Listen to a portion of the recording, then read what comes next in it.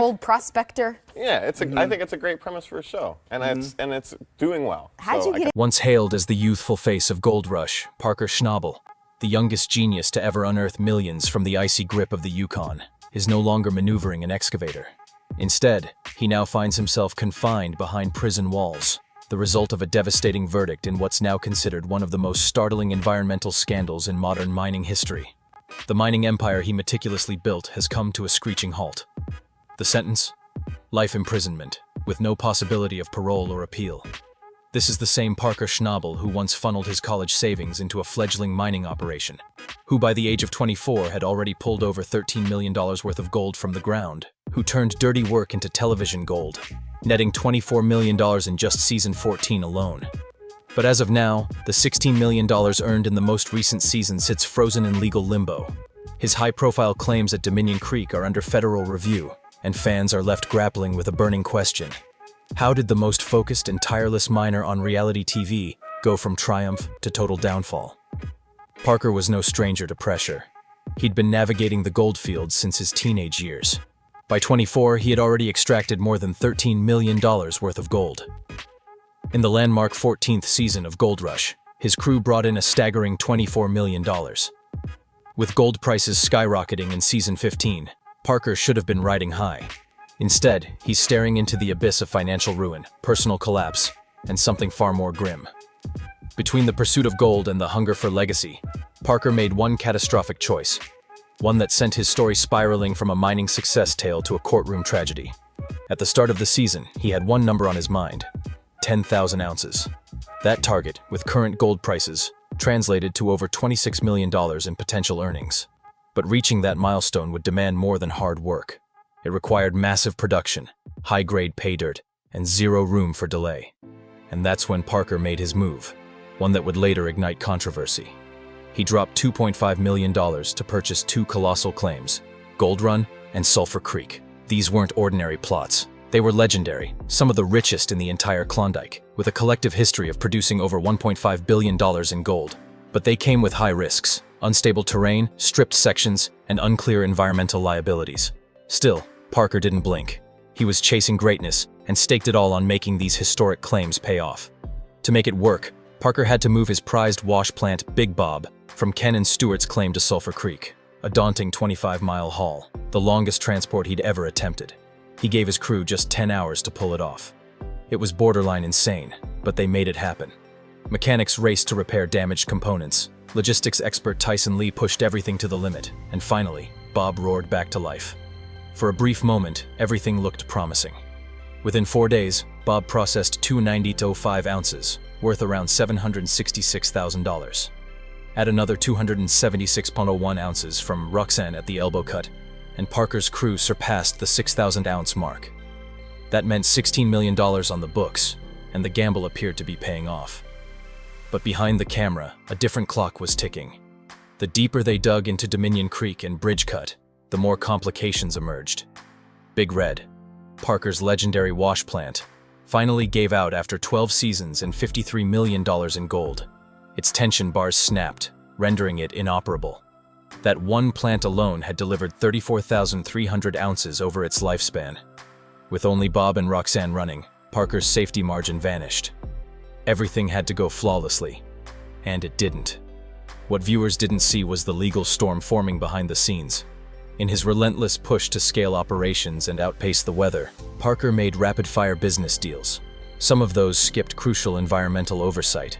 He acquired adjacent claims through private contracts that sidestepped official review processes. And the moment ground was broken at Sulphur Creek, the questions began. Concerns were raised over permits, suspected disruption of protected waterways, and even buried fuel tanks on site. There were no clear answers. Early signs were subtle: a postponed inspection, a quiet visit from regulators, but the warning signs were there. As Parker ramped up to 24/7 operations, hauling tons of gravel through sensitive zones, those concerns escalated into subpoenas. Then came the bombshell: federal charges. Parker was accused of major environmental violations: illegal dredging, damaging federally protected streams, mishandling waste disposal. All of it linked back to the controversial $2.5 million land deal. The investigation unearthed missing permits, overridden safety reviews, and worse, inspection documents allegedly falsified and signed by subcontractors, reportedly at Parker's directive. Suddenly, the spotlight wasn't on gold production, but courtroom evidence. Prosecutors claimed Parker knowingly pushed his operation past legal limits to reach the 10,000-ounce goal. They argued he ignored environmental warnings, took dangerous shortcuts, and endangered both ecosystems and public safety. The data laid bare in court was damning. 68 violations, more than $3.1 million in unauthorized land alterations, contaminated soil across several zones, and over 8,000 gallons of unaccounted hydraulic fluid. Parker's legal team tried to cast the issues as logistical missteps, blaming subcontractors, citing paperwork delays, insisting there was no criminal intent. But the emails told a darker story. One chain from earlier that season showed Parker demanding around-the-clock production, instructing his team to disregard agency interference. That directive appeared multiple times in court, and with each appearance, the silence in the courtroom deepened. Then, the trial took a dramatic turn. A former crew member, who had quit halfway through the season, testified that Parker had been warned repeatedly about the missing documentation and legal red flags, but chose to press forward. At that moment, the narrative shifted entirely. This wasn't about miscommunication. It was about a leader willing to gamble everything. The outcome was devastating. Charges snowballed: environmental negligence, falsifying inspections, reckless mining on protected land. It wasn't a one-time blunder. It was a sustained pattern of behavior. Prosecutors labeled it deliberate disregard for environmental law. When obstruction of justice was added to the list, the tone of the courtroom changed permanently. The court made its stance clear. It found that Parker's actions represented the highest tier of environmental damage under federal law. That triggered enhanced sentencing guidelines, ones that shocked the industry and left the public stunned. But here's where things get even more complicated. While media headlines exploded with scandal, the actual sentence told a deeper story.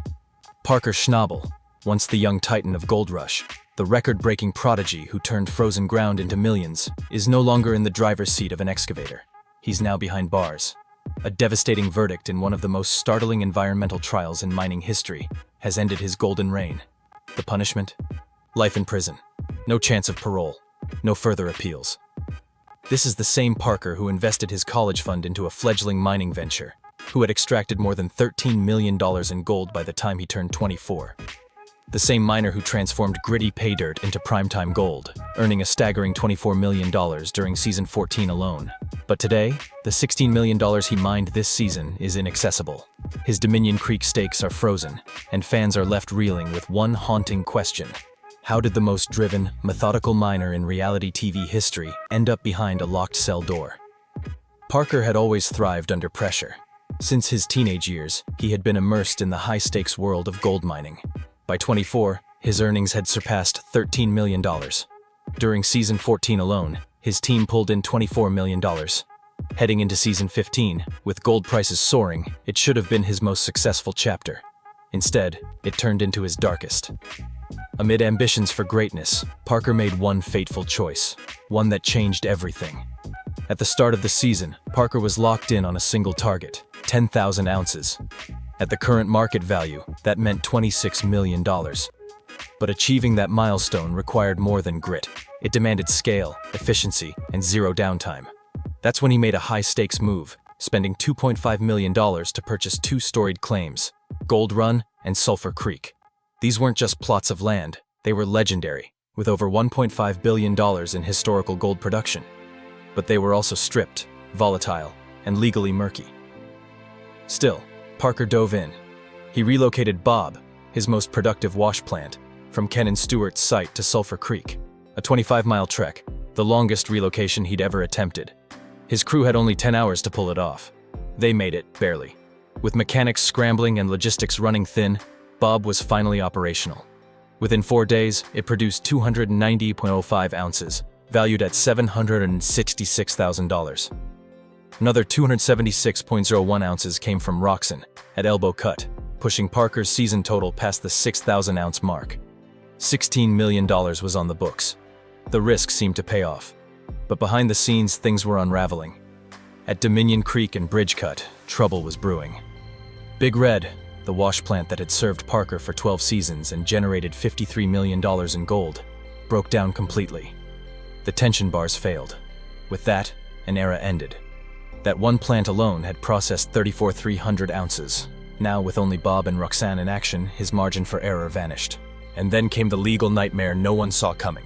In the frenzied push to break ground and capitalize before winter hit, Parker cut corners.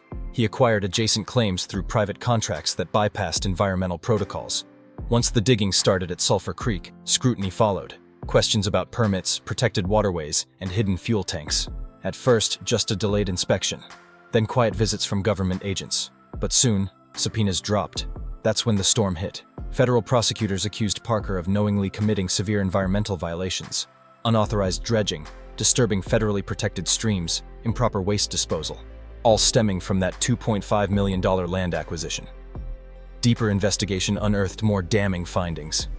Overlooked permits, overridden procedures, and worst of all, fabricated inspection reports allegedly directed by Parker himself. Emails presented in court painted a grim picture. In one thread, Parker encouraged his team to maintain operations and ignore agency noise. That quote alone sent shockwaves through the courtroom. And as trial days dragged on, a former crew member came forward, testifying that Parker had been warned multiple times about the paperwork gaps, and knowingly proceeded anyway. It wasn't just a case of mismanagement anymore. It was about a leader under crushing pressure, who crossed the line in pursuit of a record season. The final tally, 68 confirmed violations, over $3.1 million in unauthorized site alterations, contaminated soil zones, more than 8,000 gallons of missing hydraulic fluid. The defense argued clerical errors, delayed forms, and subcontractor confusion. But the email chain said otherwise. Then came the death blow, charges of obstruction. That shifted the narrative from negligence to willful misconduct. The court found that Parker's actions caused severe ecological harm, triggering maximum sentencing guidelines. The mining world was stunned, but what followed was stranger still. No prison announcement, no mugshot, no camera crews. Parker Schnabel simply vanished. No public statement, no official walk of shame. Just silence. Some said he was negotiating restitution behind closed doors. Others whispered he was in protective custody, but no one knew for sure. And the absence of clarity said more than any press release ever could. This was Parker Schnabel, Discovery Channel's crown jewel. A kid who started with nothing, who mined $13 million by 24, who headlined 8 spin-offs including Gold Rush, Parker's Trail, and earned $24 million in a single season. Now, nothing. What made it even harder to accept was that Parker had never lived like a celebrity. He didn't splurge on mansions or cars. At the peak of his success, he admitted he was still crashing on a buddy's couch in LA. His money went into memories, road trips with his dad, crew retreats, baseball games, and nights in Vegas. His values were rooted in legacy, not luxury. He came from generational grit. His great-grandfather carved a home from Alaskan wilderness. His grandmother joined him in 1937. His father still starts work at 4:30 a.m. daily. That's the work ethic Parker inherited. That's what made his collapse so devastating. He once spent a summer working beside his grandfather, sharing every meal, listening to stories across decades. That's the memory he says he regrets not filming. To him, that mattered more than any ounce of gold. And now, that legacy teeters on the edge. Season 15 was supposed to be his renaissance, the one where he shattered the 10,000-ounce milestone and left rivals in the dust. Instead, fans call it cursed. Equipment failures, permit disasters, one lawsuit after another. While Parker tried to hold the ship steady, working harder, longer, smarter, it just wasn't enough. The stress boiled over. Something snapped. The $16 million in revenue, under legal review. The claims, frozen. The crew, scattered. Some are tight-lipped. Others are trying to salvage what's left. But without Parker, the heart of the operation, it all feels like it's crumbling. Dominion Creek was Parker's boldest gamble. This wasn't a lease. He bought it outright. No royalty payments, no landlord. Just risk. He wrote a $15 million check in one go. Non-refundable. And that was just the start. The gold wasn't near the surface. It was buried 40 feet down. Recovering it required millions more, in machinery, labor, diesel, and sheer time. On paper, it looked genius. Dominion holds an estimated 80,000 ounces, about $160 million in gold. If Parker could extract 10,000 ounces per year over 6 seasons, he'd get there. But the clock was ticking. He had only 6 years left on the water license, no guarantee of renewal. If permits expired, That fortune would be out of reach, so he went all in. His team moved dirt at an industrial scale, 25 million bank cubic yards over the life of the claim. That's over 4 million yards per season, and once processed, that material expands to around 30 million cubic yards annually. It's punishing work. Machines fail, crews burn out, delays drain cash. The pressure? Immense. And it hit every member of the team. Tyson Lee, Mitch Blaschke, the whole crew. Because this wasn't a rental. This was Parker's bet. Failure meant bankruptcy. Every lost ounce equaled $1 gone forever. And failure? That was never an option for Parker. Not after the money. Not after the trust his crew placed in him. Not with his family's name on the line. Let's rewind. Parker Schnabel didn't make it here by being cautious. Since stepping into the gold rush, Alaska Spotlight in 2010, he'd been relentless. Where others spent on luxuries, he doubled down on strategy and team building. By 24, he'd made $13 million. By season 14, $24 million. He'd worked the Klondike, Oregon, Colorado, even Guyana. He was a grinder, a tactician, a builder. But season 15 changed everything. Dominion raised the stakes. So did the weight of expectations. Parker once said his greatest fear wasn't financial. It was losing his crew, downsizing, letting go of people who helped build everything. He refused. Instead of shrinking, he scaled up. He purchased more land, expanded again, and locked in a deal with Metallic Minerals, exclusive rights to a 12-kilometer stretch of Australia Creek. That agreement alone cost $1 million annually, plus royalties on each ounce. Now Parker was juggling Dominion, Australia Creek, and his crew's future. And that's what made it so tragic. He didn't want people around him. No one ever said the word prison. No mugshot made headlines. No walk of shame played out on live TV. Parker Schnabel didn't exit the spotlight in a blaze. He vanished. Quietly. Without warning. Rumors swirled. Some said he was negotiating behind the scenes. Others whispered that he'd entered some kind of protective custody. But in truth, nobody knew anything. And that absence of answers made the silence even louder. This was Parker Schnabel, Discovery Channel's rising star, the prodigy who began mining before he could legally drink. By age 24, he'd already unearthed over $13 million in gold. The face of Gold Rush, the driving force behind Parker's trail, and the man who pulled in $24 million in a single season, season 14. Now, nothing.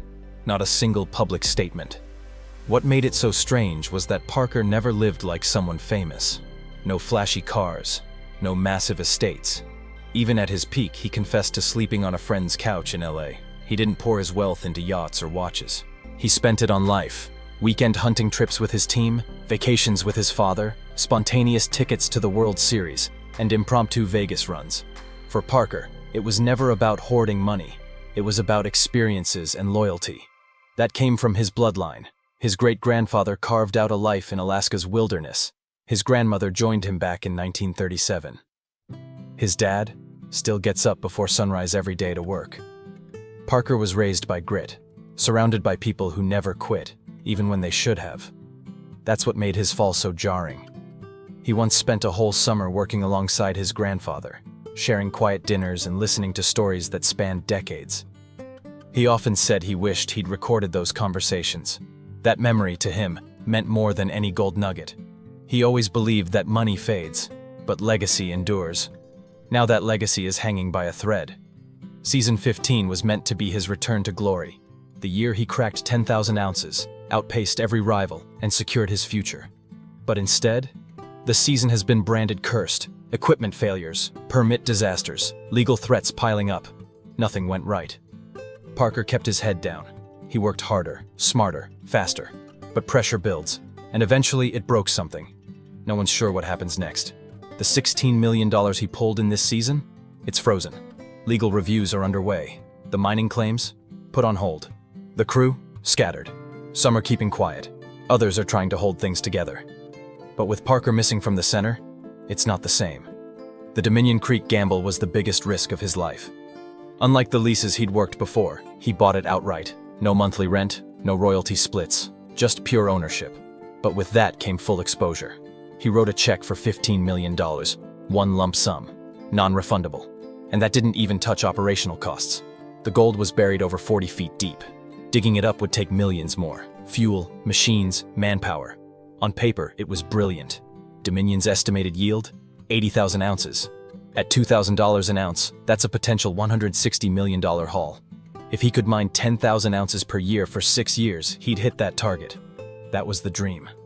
But there was a catch. He only had 6 years left on the water licenses. No renewals guaranteed. If regulators said no, every ounce still in the dirt would be a total loss. So, Parker did what he always did. He doubled down.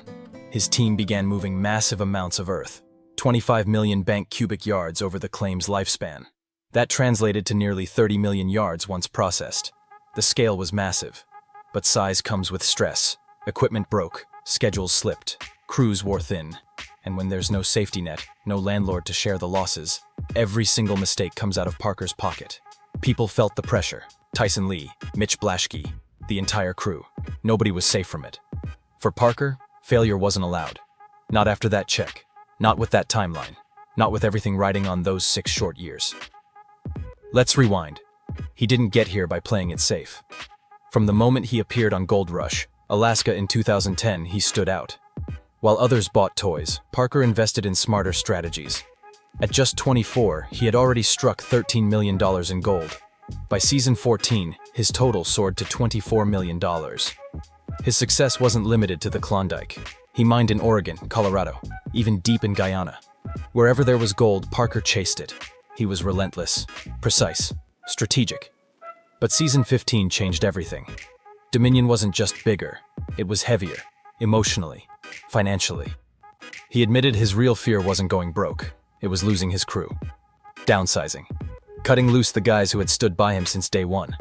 That's why, instead of scaling down, he expanded. He bought more ground, more gear, more payroll. He even inked a massive deal with Metallic Minerals, securing rights to a 12-kilometer stretch of Australia Creek. The agreement came with a $1 million minimum spend every year, plus royalties on every ounce. The pressure? Now doubled. And Parker made it clear. No slackers allowed. If someone couldn't keep up, they were out. No drama, no second chances. With a potential $200 million on the line, the standards had never been higher. But bigger ops meant less wiggle room. A single misstep, a busted wash plant, a bad storm, a missed quota, could tank the numbers. Tensions began to show, relationships strained. He barely saw Rick Ness that year. Only 2 face-to-face meetings, 1 on-camera conversation about Rick's troubles. After that, separate paths. Same with Tony Beets, once rivals in every scene, now barely acquaintances. A couple polite coffees, nothing more. Parker didn't need Tony anymore. He didn't lease ground or pay royalties. But the distance also meant fewer allies when Dominion started falling apart. Still, publicly, Parker kept his promises. He closed his metallic deal, continued a 400-hole drill program, even accepted the Robert E. Leckie Award in 2022 for environmental stewardship, just 2 years before legal trouble clouded his entire operation. That's how fast things shift in mining. Off camera, he never changed. No red carpets, no luxury getaways. He lived out of backpacks, LA, Mexico, the Bahamas. He snowmobiled, kiteboarded, and chased snowbikes through the backcountry. When they didn't break down, he was always in motion, always chasing something bigger. And maybe, just maybe, that was the problem. While everyone else wondered how a kid from Alaska earned $13 million by his mid-20s, Parker was taking every dollar and reinvesting it underground, in frozen terrain, with no guarantee. In 2024, reports pegged his net worth around $8 to $10 million, a fraction of what fans expected. But he didn't care. He didn't own a mansion. Just a modest 2,000 square foot cabin in Haines, Alaska, built in 2015. Metal roof, wood frame, surrounded by silence. At one point, tabloids claimed he bought a $950,000 home. He laughed it off, said he was still basically homeless, crashing on couches. And honestly, it tracked. He was the same guy who bet his college fund on mining permits while his peers picked out dorm sheets. That $17 million gamble on Dominion? It wasn't his first, just his boldest. The gold at Dominion wasn't surface level. It was deep, frozen, brutal. He needed to move 30 million yards over 6 years. That's 5 million yards per season, non-stop, with machinery, with manpower, with grit. Dominion wasn't a gold mine, it was a beast. And Parker? He was the only one crazy enough to try and tame it. Even when gold hit record highs, he didn't coast. He expanded. More deals, more dirt, more risk. That included the metallic minerals deal with its $1 million annual obligation. But his empire stretched beyond Yukon, Guyana, Papua New Guinea, Alaska, Australia, Brazil. He was digging in jungles, freezing in glaciers, taking Parker's trail global. Altitude sickness, jungle diseases, language barriers. He once collapsed at 16,000 feet in the Andes. Got back up, kept going. Through it all, the cameras rolled. TV revenue, merch, licensing, streaming deals, all added up. Some estimates say he clears $4 million annually from shows and mining combined. Even his crew members rake in $10,000, $25,000 per episode. It's a gold mining machine. But here's the twist. Through all the riches, all the ratings, all the hustle, Parker Schnabel wasn't chasing wealth. He was chasing legacy, trying to match the grit of his grandfather, trying to give his crew a future, trying to prove a small-town Alaskan could take on the toughest industry in the world and win. That's what makes this moment so devastating. This isn't some celebrity scandal. This is Parker Schnabel, the kid who slept in mud, the guy who wouldn't quit, the man who built a dynasty with a backhoe and a dream. And now, his $16 million in gold? Frozen. His claims? Under review. His crews? Dispersing. His empire? Teetering. Gold Rush, Season 15 continues airing. But viewers feel it, even if no one says it out loud. So here's the question. Does Parker come back stronger? Or is this the final chapter in a golden run?